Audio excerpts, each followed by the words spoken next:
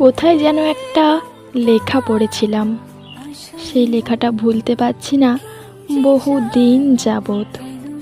কথাটা এমন, তোমাকে কেউ একজন নতুন করে পেয়েছে মানে আর একজন তোমাকে কীরকম বীভৎসভাবে হারিয়েছে। লেখাটা খুবই ছোট, কিন্তু পৃথিবীর মতো সমান এই লেখার গভীরতা।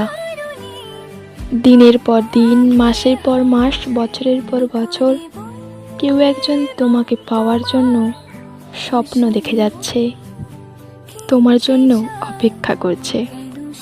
কিন্তু অন্য কেউ কোনো অপেক্ষা ছাড়া, কোনো সাধনা ছাড়াই তোমায় কত সহজেই পেয়ে গেল।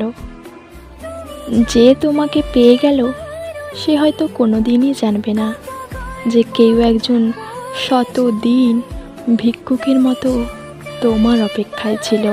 এরকম ভালোবাসা কি অদ্ভুত, তাই না?